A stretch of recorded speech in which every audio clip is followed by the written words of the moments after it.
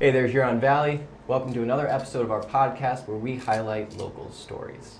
I'm Dr. John, I'm your local chiropractor, and I'm here with Jessica Forshee, who is a mindfulness coach and Reiki practitioner. Jessica, would you like to introduce yourself to the crew? Absolutely. So as John said, my name is Jessica Forshee. I'm a mindfulness educator and a holistic practitioner. I do Reiki energy healing and clinical hypnotherapy, but really I help people find their sense of self again. It's so important. It is. Jessica, you've told me before that you come from a corporate background. I do. What was it like coming from corporate and making your way into mindfulness? So being in corporate, it allowed me to gain some tools that I use currently to teach mindfulness. So that was nice. And then the whole landscape is different, right? So I'm used to everybody working for one company and being like willing to support and whatever, but there are still people that are willing to support, but it was definitely different. Yes, it's different when you have to find your own tribe versus when you're in the corporate world, you're placed into a tribe and you're like, okay, these are your supports, this is what's going on, this is your world now. Yeah. Yes, it's a lot different when we're individuals. What are some of the key moments that really triggered that switch from corporate world into mindfulness? COVID was a big one. Everybody was working from home and it just seemed like this was needed more than what I was doing before. Like people need to heal and I needed to heal. I love that. All right. And you had mentioned that you take some of those corporate experiences and you bring them into your mindfulness practice. Can you tell me a little bit about how you do that? Yeah, I use process flows to help people understand how they're moving through life.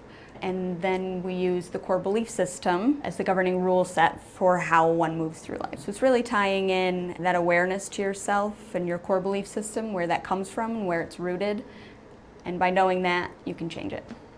Oh, yeah, so those core beliefs are important. So you want to help people and you moved into mindfulness. Can you tell me a little bit about how mindfulness helps people, especially if they're in those high-stress situations? Yes. Maybe the high-stress situation we were all in, COVID. Yes.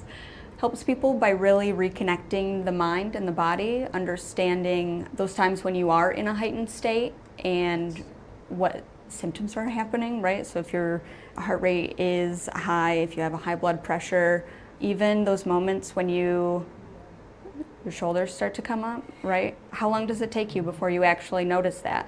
For me, it used to be 3 or 4 days, and then I'd be like, why do I have a headache? Oh yeah, because my shoulders are up because my nervous system is activated.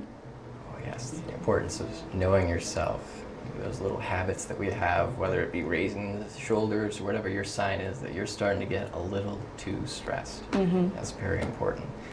Do you have any big cases or people that you've worked with that are like big wins in your mind, big success stories, or little success stories, but meaningful to you that you could share with us? Yeah, so I had this one woman come in and she was dealing with a lot of stress with her job, stress with her job and just anxiety, and we did hypnotherapy for that.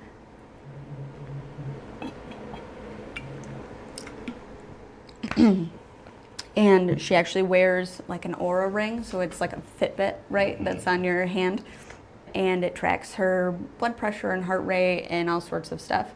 And she always said that when she would come in for a session, it would ask her if she wanted to record her nap time. And then with her stress throughout the day, she said it would track like 6 hours of high stress time during her day.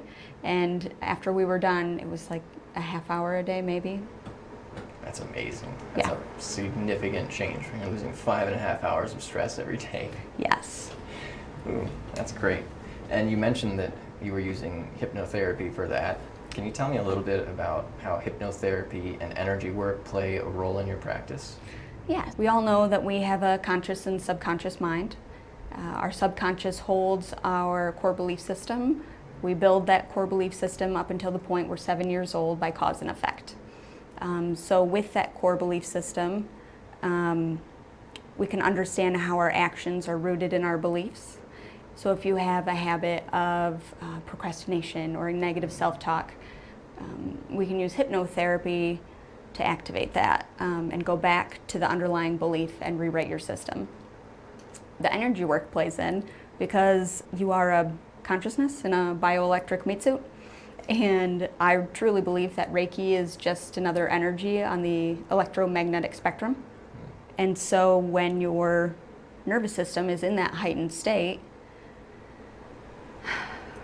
it's going crazy, right? It's an alarm system. We use the hypnotherapy to bring you back down, right? And then the Reiki energy healing to clear out any negative things that are in your chakra system.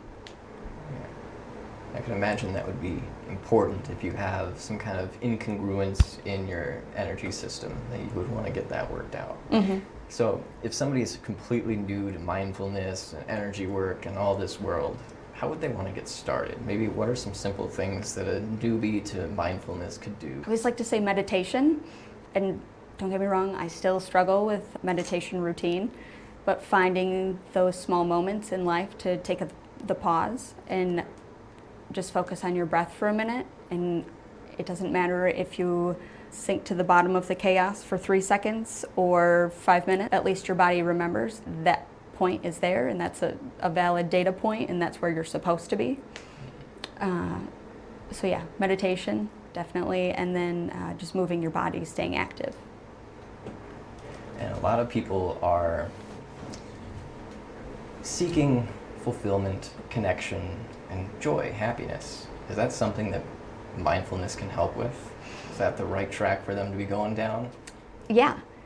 Mindfulness can create that joy by finding the small moments in the mundane. So if you're grocery shopping or walking around the block with your kids or whatever, you can take those small moments and make them fantastic, right? Just finding the joy, either by chasing your kids around or, I don't know, dancing to the music at the grocery store while you're shopping. But it's really in those small moments where we find joy. And sometimes people get so busy that they forget to look at those small moments. Oh yes, I found myself doing that before. And it is so important to remember what matters and connect to just stopping and smelling the roses, what's in the moment. You got it. Earlier you mentioned these core beliefs, and they play a role whether you're in corporate or if you're an individual mother trying to take care of their kids and was concerned about your mindset. Mm-hmm. How do these core beliefs impact our life, and why are they so important? Why is it so important to audit them, not just to have them?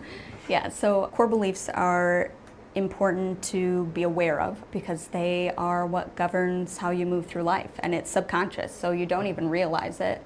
For example, if you are driving down the road and you see somebody stopped and it looks like they're broken down, do you stop and help? Why? Why, if you want to help, why do you stop to help, right? A lot of people try to lead with kindness and that thing. If you are male, you might be more apt to stop. If you're female, you might not stop just because of safety concerns. But all those things, we make that decision in a split second.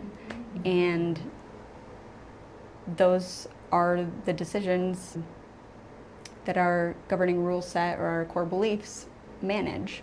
And so auditing that, keeping an eye on the system, understanding how it works, and then modifying your core belief system, either using just mindfulness or hypnotherapy, can drastically change your life because those decisions you make in a split second are based on a different set of rules. It can completely change your outcome to life. And if we bring that back to being in that heightened state, the body responds to what the mind believes.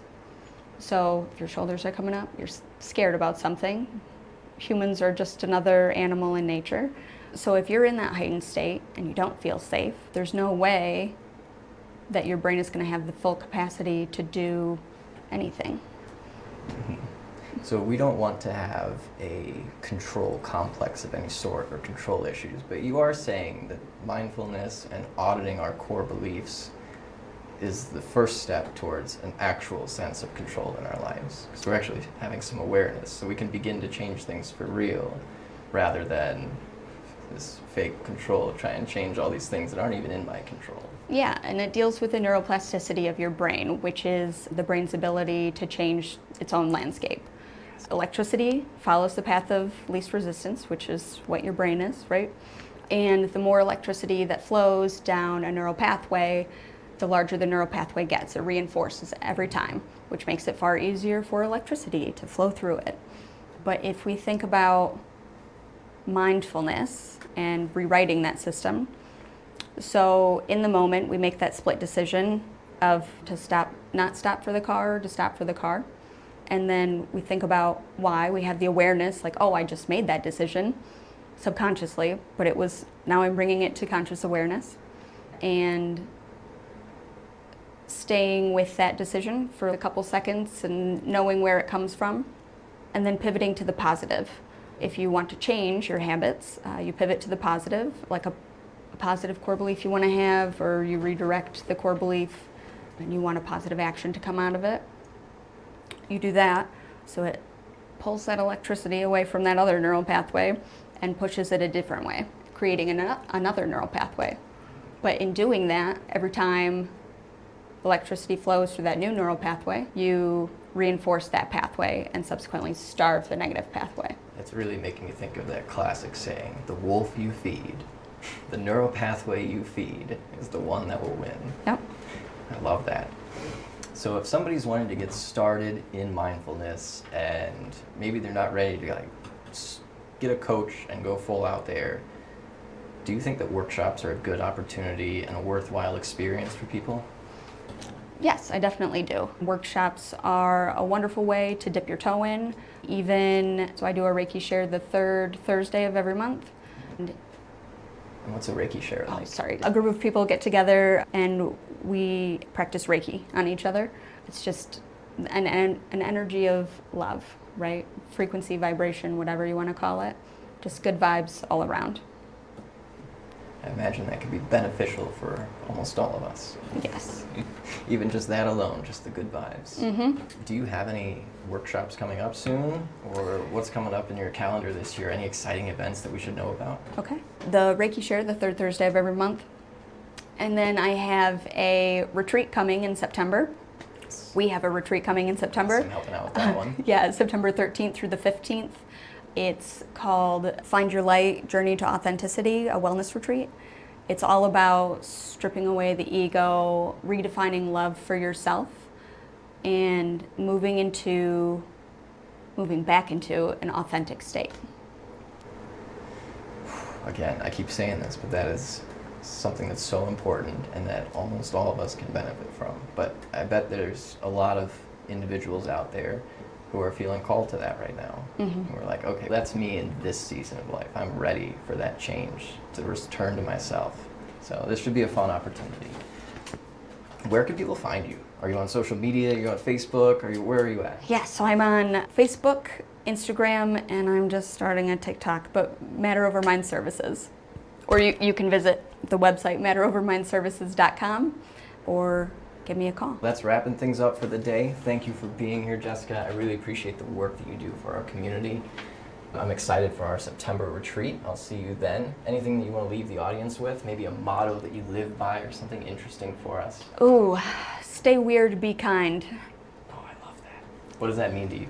For me, being an individual was all about embracing my small quirks, which may not be seen as everybody's cup of tea, but it's my cup of tea. I will enjoy my own tea. So, yeah. That's amazing. All right. Thank you, everybody.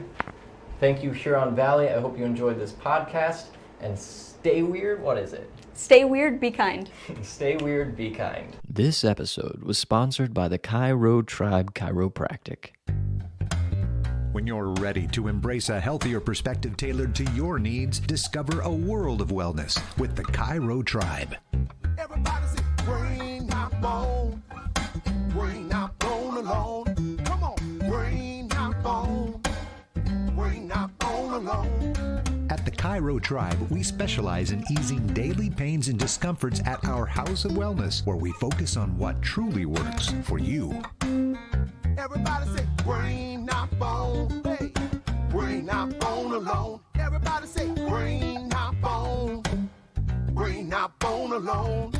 Yeah. Experience the difference at Cairo Tribe Chiropractic and Wellness in Highland. Call or text at 248-800-6214 or visit us online today.